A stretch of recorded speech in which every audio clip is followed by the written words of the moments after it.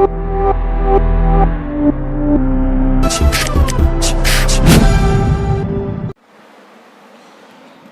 এখন যে কোশ্চেনটা পড়বো সেটা হচ্ছে বাণিজ্যিক হুন্ডি কাকে বলে। বাণিজ্যিক হুন্ডিটাকে ইংরেজিতে বলা হয় হচ্ছে বিল অফ এক্সচেঞ্জ। ঠিক আছে, অ্যাকচুয়ালি এটা নতুন করে বোঝানোর কিছুই নেই। ক্লাস 11-এ আমরা অ্যাকাউন্টেন্সি একটা চ্যাপ্টার শিখেই এসেছিলাম, বিল অফ এক্সচেঞ্জ। সেই বিল অফ এক্সচেঞ্জের ব্যাপার, এটা পুরোপুরি বিল অফ এক্সচেঞ্জের ব্যাপার। ঠিক আছে, তো যদি যেটা আমি আগের ক্লাসেও বলেছিলাম, আমি একটা আগে এক্সাম্পল বলে দিই, তারপর বইতে কী ডেফিনেশন বলে ডেফিনেশনটা পরে পড়ছি। আমি আগে বলে দিই একটু বিল অফ এক্সচেঞ্জ জিনিসটা কী।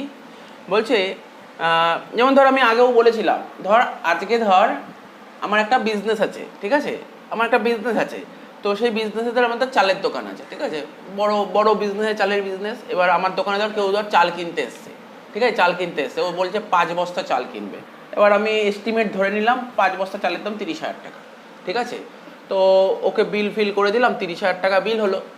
ওর কাছে টাকা চাইলাম, ও বলছে কি আমি এখন টাকা দেবো না, এখন টাকা দিতে পারবো না। কবে দেবে টাকা? বলছে আজ থেকে 3 মাস পর টাকা দেবো। কি বললাম, বোঝা গেল? আজ থেকে 3 মাস পর টাকা দেবো। কিন্তু 3 মাস পর যে টাকা দেবে এমন তো কোনো গ্যারান্টি নেই, ও তো টাকা মেরেও দিতে পারে, কোনো প্রমাণ নেই যে ও টাকা দেবে। ঠিক আছে, তো সেই অবস্থায় আমি একটা লেটার লিখলাম, চিঠি, বিল বলিনি, এখন চিঠি লিখলাম। চিঠি লিখে বললাম যে আমি ওকে আজকে 5 বস্তা বা 6 বস্তা চাল বেচেছি, এত টাকা দাম, কিন্তু ও বলে যে 3 মাস পর টাকা দেবে। চিঠিটা লিখে ওকে দিয়ে দিলাম। আমি বললাম চিঠিটা পড়ে দেখো তুমি। ও বললো হ্যাঁ, আমি তো এটাই বলেছি। ও সাইন করে চিঠিটা আমাকে দিয়ে দিল। এটাই হচ্ছে বিল অফ এক্সচেঞ্জ, এটাই হচ্ছে বিল। ঠিক আছে, তো দেখ কি বলছে, যেটা আমি বললাম সেটাই আবার একটু বইয়ের একটা এক্সাম্পল পড়ছি। বলছে ধরা যাক রাম 5,000 টাকা রহিমের কাছ থেকে পায়। আমি আগেরটাই এক্সাম্পল কি বললাম, এখানে এক্সাম্পল কি আছে? আমি আগেরটাই বললাম আমি একজনকে গুডস বেচলাম। তো মানে একজনকে গুডস বেচলাম মানে একজন পাবে আর একজন নেবে, তাই তো? এখানে ওই কেনা বেচার কথা বলেই নি, ডাইরেক্ট বলে দিয়েছে। আমার কথাটা বোঝা গেল? ডাইরেক্ট বলেছে আমি ওর কাছে এত টাকা পাই। তো বলে দিয়েছে ধরা যাক রাম 5,000 টাকা রহিমের কাছ থেকে। লাইনের মানে বোঝা যাচ্ছে তো? এখানে বলি স্যার আপনি যে বললেন আগেরটা চাল কেনা বেচা, এখানে বললো না, নাই বলতে পারে, অসুবিধা কোথায়? নাই বলতে পারে, ডাইরেক্ট বলে দিল ও কেনা বেচার কথা। আরে রাম রহিমের কাছে কেন পায়? নিশ্চয়ই কেনা বেচা করেছিল বলেই পায়। তো রাম রহিমের কাছ থেকে 5,000 টাকা পায়। সে একটি হুন্ডি তৈরি করে শ্যামকে, সে একটা হুন্ডি মানে ওই একটা লেটার মানে চিঠি লিখবে, চিঠি লিখে ও কী করবে, যে টাকাটা পাচ্ছে কে? রাম রহিমের কাছ থেকে টাকা পায়। রাম রহিমের কাছ থেকে টাকা পায়, তাহলে রাম টাকা পায়। তাহলে সে একটা হুন্ডি তৈরি করে দিয়ে দেবে। ঠিক আছে, তার মানে রাম একটা হুন্ডি তৈরি করে, একটা বিল তৈরি করবে, রহিমের কাছে পাঠিয়ে দেবে। ঠিক আছে, তো রহিমের কাছে পাঠিয়ে দেবে, তাহলে রহিম কি করবে? এখানে দেখ কি বলেছে, সে একটা হুন্ডি তৈরি করে ও রহিমের কাছে পাঠিয়ে দেবে। রহিম ওটা পড়ে দেখবে, পড়ে যদি হ্যাঁ ঠিকঠাক আছে, ও তখন স্বাক্ষর বলেছে, স্বাক্ষর মানে সাইন করে পাঠিয়ে দেবে। ঠিক আছে, সঙ্গে সঙ্গে বাণিজ্যিক হুন্ডি তৈরি হয়ে গেল। ঠিক আছে, আমি দেখ বলছি বাণিজ্যিক হুন্ডির নমুনা কেমন হয় দেখতে পাচ্ছিস তোরা? সবার বইতে হয়, সবার বইতেই লেখা আছে। কারোর বইতে ইংলিশে লেখা, তো কারোর বইতে বাংলায় লেখা, এরকম কোনো ম্যাটার করে না। দেখ কেমন হয় দেখে নে, তোরা দেখে নে। দেখ লেখা আছে specimen of bill of exchange. কেমন দেখতে হয় দেখেছিস? কেমন হয় দেখেছিস? ভালো করে দেখ কি লেখা আছে এখানে। লেখা আছে দেখ, এখানে প্রথমে একটা অ্যাড্রেস দিয়েছে। সবার বইতে একজনের বইতে একরকম লেখা আছে, কোনো অসুবিধা নেই, লেখাটা আলটিমেটলি একই হবে। এই যে 25 ভবানন্দ রোড, কলকাতা 26, 10 জানুয়ারি 2012। ঠিক আছে, এখানে বলছে 3 months after date Mister Mukesh Mehta order the sum of 15,000 rupees only for value received. 3 মাস পর টাকাটা পাবে, এটাই লিখেছে। ঠিক আছে, এখানে একটা স্ট্যাম্প বসাতে হবে, স্ট্যাম্প কিন্তু বসানো বাধ্যতামূলক, স্ট্যাম্প বসাতে হয়। ঠিক আছে, এবার অ্যাকসেপ্ট করেছে কে? এটা SD সুরেশ আগরওয়াল অ্যাকসেপ্ট করেছে, ডেট দিয়ে দিয়েছে। তো বুঝতে পেরেছি ব্যাপারটা কী বলেছে, মানে কেমন দেখতে হয় ফরম্যাটটা দেখে নে। এক্সামে কোনোদিনই লিখতে হবে না, জাস্ট তোর জানার জন্য। কোনোদিনই দেবে না এক্সামে লিখতে যে তুমি করে দাও বিল অফ এক্সচেঞ্জ দেখতে কেমন হয়। কি বললাম বোঝা গেল তো? যখন প্রফেশনালি যখন আমরা কাউকে বিল দিই, এরকমভাবে বিল তৈরি হয়, বোঝা গেল তো? এটা জাস্ট, আর কিছু না। বুঝতে পারছিস তো কী বললাম? তো এখানে তাই বলেছে, আর কিছুই নেই। তাহলে এখানটায় দেখ একদম বাঁ দিকের ওপরে 15,000 টাকা লিখেছে, মানে এখানে 15,000 টাকা পায় একজন, আরেকজনের কাছে 15,000 টাকা পায়, তাহলে সেই 15,000 টাকা তার নিচে স্ট্যাম্প বসিয়েছে। ঠিক আছে, তো কি বলেছে? বলে যে না আমি 3 মাস পর 15,000 টাকা মিটিয়ে দেবো, তাই তো? 3 মাস পর 15,000 টাকা যে পায় তাকে দিয়ে দেবো, বা সে যদি না আসে তার যদি কোনো লোক আসে তাকে দিয়ে দেবো। কি বললাম বোঝা গেল তো? সে না আসে তার কোনো লোক আসে, মানে আমি অর্ডার করলাম, আমি তো আসতে পারবো না, ওর বদলে যে আসবে তাকে দিয়ে দেবে। এখানে এটাই বলেছে।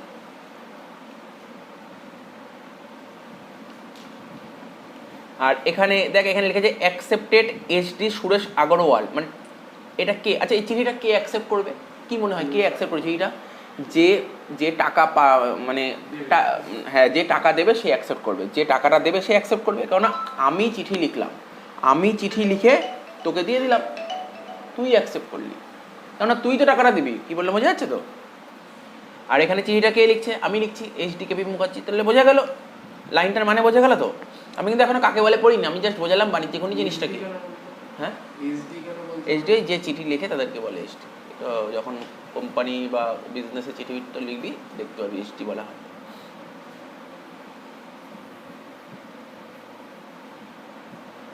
এবার বলছে, এবার মেন কথায় চলে আসে, এবার বলছে যে না, বাণিজ্যিক হুন্ডি কাকে বলে? হস্তান্তরযোগ্য দলিল আইনের, কি বললাম, হস্তান্তরযোগ্য দলিল আইনের 5 নম্বর ধারায় বলা হয়েছে। 5 নম্বর ধারায় কি বলা হয়েছে? বাণিজ্যিক হুন্ডি মানে বিল অফ এক্সচেঞ্জ জিনিসটা কি? বিল অফ এক্সচেঞ্জ হলো লেখকের দ্বারা স্বাক্ষরিত, লাইনগুলো মাথায় রাখার চেষ্টা করবি, লেখকের দ্বারা স্বাক্ষরিত, লেখক যে বিলটা লিখছে তার দ্বারা স্বাক্ষরিত। কি বললাম বুঝতে পারলি? লেখা আছে লেখকের দ্বারা স্বাক্ষরিত, প্রতিটা বইতেই হয়তো এরকম কথা লেখা থাকবে, এমন একটি লিখিত দলিল। তাহলে কি বললাম? বাণিজ্যিক হুন্ডি হলো লেখকের দ্বারা স্বাক্ষরিত এমন একটি লিখিত দলিল যার দ্বারা লেখক একটি নির্দিষ্ট পরিমাণ অর্থ কোনো নির্দিষ্ট ব্যক্তিকে বা তার আদিষ্ট কোনো ব্যক্তিকে বা দলিলের বাহককে প্রদানের জন্য কোনো একজন নির্দিষ্ট ব্যক্তিকে শর্তহীন আদেশ দেয়। নর্মাল কথা, আমি যেই কথাটা এতক্ষণ তোকে ধরে ধরে যেটা বোঝালাম সেটাই ওরা লয়ের ভাষা বলেছে, লয়ের ভাষা। কি বললাম বোঝা গেল? মুখস্থ করা কোনো ব্যাপার না। বাণিজ্যিক হুন্ডি হলো লেখকের দ্বারা স্বাক্ষরিত, একজন তো লিখবে এবং সে সাইনও করবে, লেখকের দ্বারা স্বাক্ষরিত এমন একটি লিখিত দলিল, তো লিখিত দলিল তো একটা, যার দ্বারা লেখক একটা নির্দিষ্ট পরিমাণ অর্থ, যে লিখবে সে তো নিশ্চয়ই একটা টাকার কথা লিখবে, যেমন এখানে 15,000 টাকা বলেছে, নির্দিষ্ট পরিমাণ অর্থ কোনো নির্দিষ্ট ব্যক্তিকে, সে ও আসতে পারে। আচ্ছা, কোম্পানির হয়ে যে চিঠি লেখে সেই কোম্পানির মালিকই চিঠি লেখে সবসময়, তো যে অন্য কেউ তো লিখতে পারে চিঠি। বুঝা গেল তো? তার মানে কি, কোম্পানি যাবে বা কোম্পানি কাউকে পাঠাবে, কোম্পানি মালিক কি সব জায়গায় যেতে পারে? তো লোক পাঠিয়ে দেবে। তাই এখানে লিখে দিয়েছে নির্দিষ্ট পরিমাণ অর্থ কোনো নির্দিষ্ট ব্যক্তিকে, বলে দিয়েছে পার্টিকুলার নির্দিষ্ট ব্যক্তিকে বা তার আদিষ্ট কোনো ব্যক্তিকে বা দলিলের বাহককে, ঠিক আছে, প্রদানের জন্য। এছাড়া দলিলের বাহক কেন বলেছে? সাপোজ ধর ওর কাছে আমি সুমনের কাছে টাকা পাই, সুমনের কাছে টাকা পাই, ওকে তো আমি চিঠি লিখলাম, ও সাইন করে আমাকে দিয়ে দিল, ও 3 মাস পর আমাকে টাকা দেবে। এবার গুড্ডু আবার আমার কাছে টাকা পাই, আমি কি করলাম, ওই কাগজটা মানে ওই বিলটা নিয়ে আমি আবার ওকে দিয়ে দিলাম, আমি আর যাবো না ওর কাছে টাকা আনতে, গুড্ডু চলে যাবে টাকা আনতে। আমার কথাটা বোঝার চেষ্টা কর। আমি সুমনের কাছে 5,000 টাকা পাই, তো সুমনকে একটা চিঠি লিখলাম, চিঠি লিখে সাইন করে চিঠিটা আমার কাছে চলে আসলো। এবার গুড্ডু আবার আমার কাছে টাকা পায়, আমি আবার চিঠিটা, আমার কাছে এখন টাকা নেই, ও টাকা চাইছে, আমি কী করবো, চিঠিটা ওকে দিয়ে দিলাম। তো এটাকে বলে দলিলের বাহক। বোঝা যাচ্ছে? দলিলটা বহন করছো, দলিলটা এখন কার কাছে আছে? দলিলটা ওর কাছে আছে।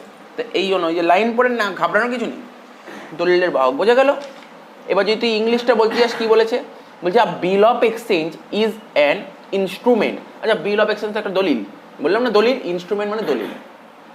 In writing containing an unconditional order signed by the maker directing a certain person to pay a certain sum of money only to or to the order of a certain person or to the bearer of the instrument. এটাই বলেছে, English term বলে গেল। বোঝা গেল? আর কিছু পড়ার দরকার নেই বাণিজ্যিক হুন্ডি। বোঝা গেল বাণিজ্যিক হুন্ডি জিনিসটা কি? পরীক্ষায় তোদের পরীক্ষায় 1 নাম্বার দেবে, বলবে বলো বাণিজ্যিক হুন্ডি কাকে বলে। তাহলে কি লিখতে হবে তোকে এই সংজ্ঞাটা লিখতে হবে। আমি পুরোটা বুঝিয়ে দিলাম। আচ্ছা, আর একটু কি বলেছে? বলছে পণ্য বিক্রেতা যে পণ্য বেচে, ঠিক আছে, যে পণ্য বেচে সেই তো হুন্ডি তৈরি করবে। আমি ধর সুমনকে গুডস বেচলাম, আমার ধর মুদিখানা দোকান আছে, সাপোজ আমি ওকে চাল বেচলাম, ওকে 1 বস্তা চাল বেচলাম, তাই তো? কিসে বেচলাম চালটা? আচ্ছা, এই যে আমি যে তোকে গুডস বেচবো, ক্যাশে বেচবো না কেইটে বেচবো? নিশ্চয়ই ক্যাশে বেচলে তো আর এরকম সমস্যা হবে, বিল হবে, বিল তৈরি করবো। আচ্ছা, আমি যদি কাউকে ক্যাশে বেচি তার নাম কি খাতায় লিখে রাখি, নাকি ধারে বেচলে তার নাম খাতায় লিখে? ধারে বেচলে তো আমি ধর ওকে 5,000 টাকার গুড় ধারে বেচেছি, ও বললে এখন টাকা দেবো না, তখনই তো বিল লিখবো, তার আগে ধরাই বিল লিখবো। তাই বলছে পণ্য বিক্রেতা, ধর আমি ধর পণ্য বেচছি, তখনই হুন্ডি তৈরি, পণ্য বিক্রেতা হুন্ডি তৈরি করে। কে? হুন্ডিটা। এখন প্রশ্ন হতে পারে, কোশ্চেন করতে পারি, স্যার বিলটা কে তৈরি করে? যে কিনবে সে না যে বেচবে সে? কি মনে হয় যে কে বিল তৈরি করবে? যে কিনবে না বেচবে? যে বেচবে। আরে যে টাকা পায় তারই তো তাগিদ, সে বিল তৈরি করলো। তাহলে তাকে কি বলে, অর্থাৎ যে বিলটা লেখে তাকে কি বলে? আগের দিন বলেছিলাম ড্রয়ার, মনে পড়ছে? যে বিল লেখে তাকে কি বলে? ড্রয়ার, হুন্ডি লেখক। অপরদিকে ক্রেতা, তুই কিনছিস, সুমন কিনছে, ও গুডসটা কিনছে, ঠিক আছে? এবার আমি বিলটা লিখলাম, এই চিঠিটা লিখে ওকে দিলাম, ওকে তো সম্মতি জানাতে হবে, হ্যাঁ ঠিক বা ভুল সম্মতি জানাতে হবে। যদি আমি কিছু ভুল লিখি ও তো বলবে না এখানে ভুল হয়েছে, ওকে সম্মতি জানাতে হবে, অর্থাৎ ও বিলটা অ্যাকসেপ্ট করবে, ঠিক আছে তো? ঠিক আছে, তাই ওকে কি বলবো? ওকে ড্রয়ি বলবো, ড্রয়ি, ঠিক আছে? ওকে বলবো ড্রয়ি, আমি ড্রয়ার, যে লেখে তাকে বলে ড্রয়ার, আর যার ওপর লিখবে তাকে বলে ড্রয়ি। এগুলো অ্যাকচুয়ালি ক্লাস 11-এর জিনিস, বিল অফ এক্সচেঞ্জ অঙ্ক করার সময় এগুলো খুব আসতো, ড্রয়ার, ড্রয়ি, এই জিনিসগুলোই থাকতো, ঠিক আছে? তো বোঝা গেল, আশা করি বোঝা গেল ড্রয়ার ড্রয়ি জিনিসটা কি। তাহলে মোটামুটি বাণিজ্যিক হুন্ডি জিনিসটা কি বোঝালাম, তাই তো?